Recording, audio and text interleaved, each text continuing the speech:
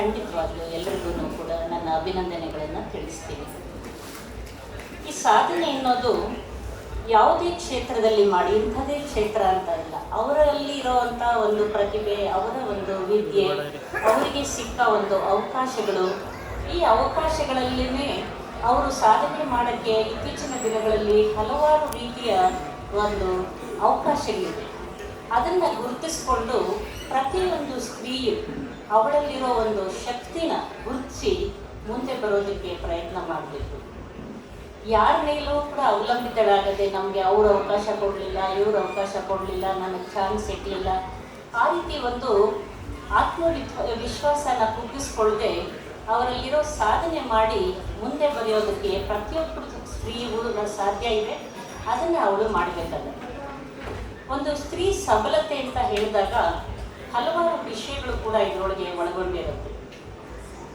ವಿದ್ಯೆ ಆಗಿರ್ಬೋದು, ವಿದ್ಯೆ ಬೇಟಿ ಪಡಾವೋ ಬೇಟಿ ಬಚಾವೋ ಅನ್ನೋ ಒಂದು ಘೋಷವಾಕ್ಯ ನೀವು ಕೇಳಿದ್ದೀರಾ.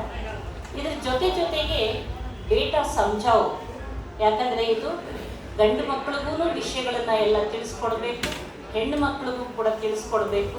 ಹೆಣ್ಣು ಗಂಡು ಒಂದೇ ಅನ್ನೋ ಒಂದು ಸಮಾನ ಭಾವ ಇಟ್ಕೊಂಡು ಲಿಂಗ ಭೇದ ಮಾಡದೆ ಪ್ರತಿಯೊಂದು ಸ್ತ್ರೀಗೂ ಅವಳಿಗೆ ಒಂದು ಆಹಾರ ಇರ್ಬೋದು, ಆಮೇಲೆ ವಿದ್ಯೆ, ಉದ್ಯೋಗ, ಆರ್ಥಿಕ ಸ್ವಾತಂತ್ರ್ಯ ಅಥವಾ ನಿರ್ಧಾರ ತಗೊಳ್ಳುವಂಥ ಸ್ವಾತಂತ್ರ್ಯ, ಇವೆಲ್ಲ ಕೂಡ ಒಂದು ಸ್ತ್ರೀ ಸಬಲತೆಯತ್ತ ದಾರಿ ತೋರಿಸುತ್ತೆ.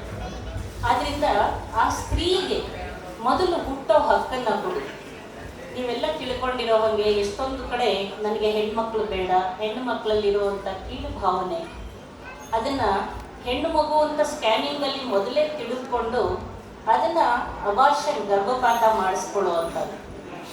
ಈ ಪ್ರವೃತ್ತಿ ಇವತ್ತಿಗೂ ಕೂಡ ಎಷ್ಟೋ ಜನ ಮತ್ತು ಬಹಳ ವಿದ್ಯಾವಂತರು, ಉನ್ನತ ಹುದ್ದೆಯಲ್ಲಿರೋರಲ್ಲಿ ಕೂಡ ನಾವು ನೋಡ್ತೀವಿ. ಅದು ಸಮಾಜದಲ್ಲಿ ಬಹಳ ಆಳವಾಗಿ ಬೇರ್ಬಿಟ್ಟಿರುವಂಥ ವಿಷಯ.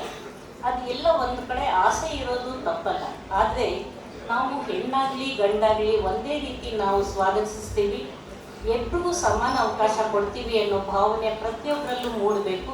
ಅವರ ಮಕ್ಕಳಿಗೂ ಕೂಡ ಇದನ್ನು ತಿಳಿಸ್ಕೊಡ್ಬೇಕಾಗುತ್ತೆ. ನಂತರ ಹಂತಗಳಲ್ಲಿ ಹೇಗೆ ಮಕ್ಕಳನ್ನು